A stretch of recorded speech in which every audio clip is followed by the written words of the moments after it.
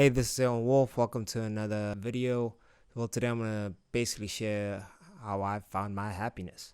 If you're looking for happiness, well, you clicked on the right video. Maybe my story might be able to help you. I've got a new structure going on with the video, so maybe you enjoy it and maybe you don't. So how did I find my happiness?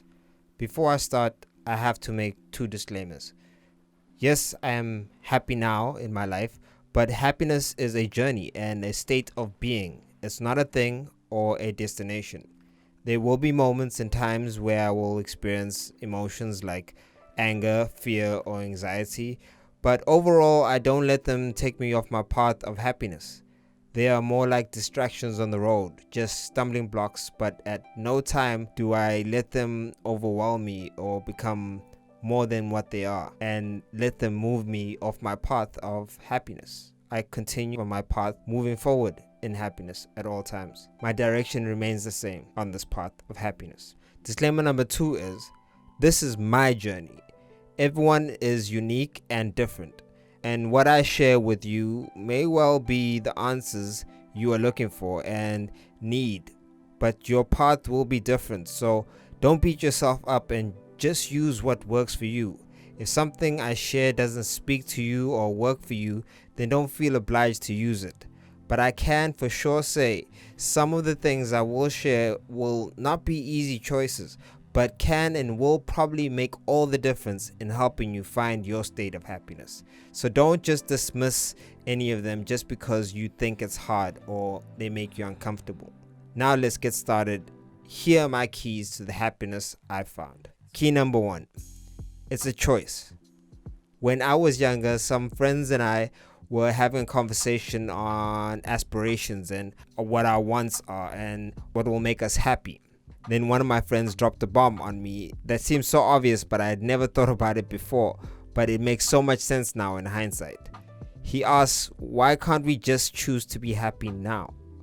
Not if or when we get something, but just choose to be happy, as if we already have everything. This makes so much sense that it might make no sense to you right now. So let me try and clarify. It seems to me that the problem of why most people are unhappy is because we choose to see problems or issues or tasks to overcome before we get to our happiness or to qualify our happiness. I'm not saying that there are no problems or issues or things to overcome, but they should not be a barrier to happiness. They don't have to be dealt with before we can reward ourselves with happiness, because the choice to be happy is within us the entire time, with or without those problems. This is because we have a choice. Happiness is an internal process that the outside does its best to influence, but the process or the switch itself is definitely inside. So if we make the choice on the inside and flip the switch to happiness, then we can begin to address the outside problems differently from a place of happiness or a place of love. Which brings me to the next key. Key number 2. Happiness is found in love. This point is vital and key to how I found my happiness. In the Bible, there's a story where Jesus was tested by one of the Pharisees who was an expert in the law with the question of which commandment is the greatest in the law. Jesus declared, "Love the Lord your God with all your heart, with all your soul, and with all your mind. This is the first and greatest commandment. And the second is like it. Love your neighbor as you love yourself. For all the law and the prophets hang on these 2 commandments." This had me thinking, why are these laws the greatest? And what do they have in common? The answer I found was very clear and obvious. They are based in love. You don't have to be a Christian to understand this principle, but love should be the base setting of all humans.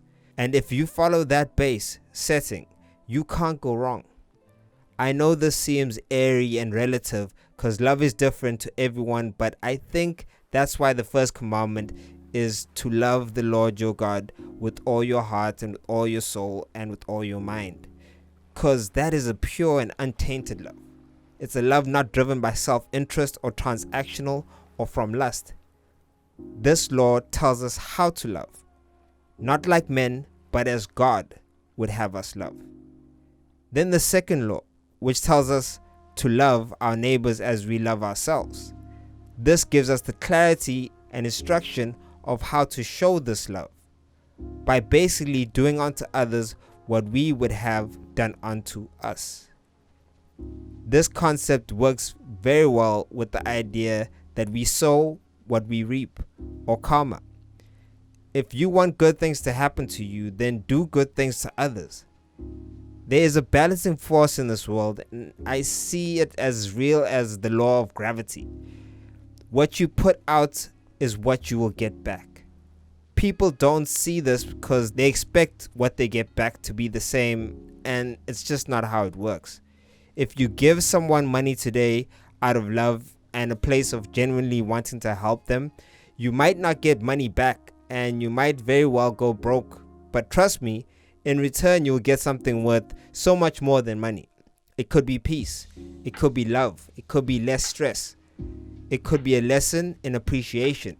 The point is, all these things lead to happiness. So if you want happiness, love others as you love yourself. Always put yourself in someone else's shoes. Don't be quick to anger, but rather understanding and compassion. This balance or concept has done wonders for my life and my happiness. It's what brings me the most peace and freedom. Freedom from things that would distract me on my path in happiness. Key number 3. Happiness is balanced on 3 parts: the mind, body, and soul.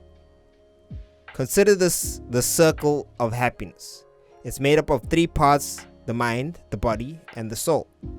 If all of them are aligned correctly, then the state of happiness is achieved a lot easier. And all 3 work in a spiral that supports and feeds off each other. For example, if you're dealing with mental issues such as stress or depression, it's difficult for you to keep your body in a happy state. You tend to be lazy and not feel well when your mental state is in disarray. This also affects your spiritual journey or your soul. The same applies in the opposite direction. If you take care of your body and exercise regularly, then you find that your mental state begins to improve and you're less prone to mental issues. I mean, even the science is clear on this point. In my case and my personal experience, this discipline found in regular exercise and a healthy state of mind helps immensely with my spiritual journey and letting my soul be at peace. As a follower of Christ, I definitely believe you should prioritize the soul. But even he stated, love God with all your heart, which is your body, all your mind, which is the mental, and then your soul. So from a divine perspective, this principle still applies. So dedicate and take care of your body and mind. Don't assume they are independent of each other. I will make a video on how I tackle these elements on a daily basis as practical steps and actions you could use.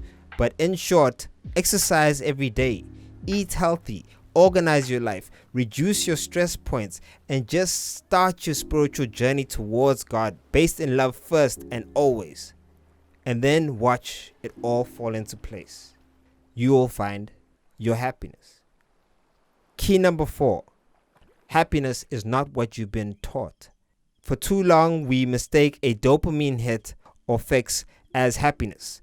If that was happiness, then drug addicts would be the happiest people on the planet. I can already hear someone arguing that this is the case, but let's just assume that we all understand that this is not the case.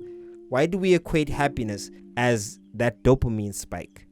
Well, it's because society has conditioned you to equate happiness in this way because it's an easy way for it to sell you a solution or happiness. This happiness is fleeting and momentary. It's a generic factory-produced knockoff to imitate true happiness. Because if society can give you something that makes you feel good for a moment, then you will keep coming back to buy that feeling. I've got a whole video that looks at this more in depth titled How I Fell Off and I'm Loving It. You can watch that if you want a deeper analysis, but in short, the answer is you need to shift your expectation and understanding and accept that you've been programmed wrong, because you're an organic being and the current world is designed to work for machines. So you need to make the difficult choice of not gauging your feelings or values or standards to the world. You must become independent in thought and listen to yourself away from the world's indoctrination. Do things that you genuinely love and that stand by the principle of love and are good for your mind, body, and soul. Don't do them because they're cool or will make you rich or give you societal validation or admiration like likes and views. Do them for the betterment of yourself and your neighbor, and you'll start to feel what I feel. You will start to feel happiness and a lasting fulfillment that's not momentary, but life in a constant state of gratitude and appreciation, living in the light and loving it. I'll leave this here as I feel these are the key points that have led to other things that help me find this path of happiness, like simplicity, gratitude, appreciation, discipline, compassion, and many more. If you are unhappy, I hope you take what I've said today and start your journey. Choose to be happy today. Choose love. Choose peace. Choose your health. Choose your freedom away from society's expectations of you. And be free. And finally, be happy. Thank you for watching this video. And if it means something to you, hit me up in the comment section, hit a like, share. If you don't want to do it, it's fine. If you watch my other videos, then you probably know that this is all about inspiring, give you light, and letting you share that light once you have it. With that said, I'm Aewon Wolf, signing out. Away.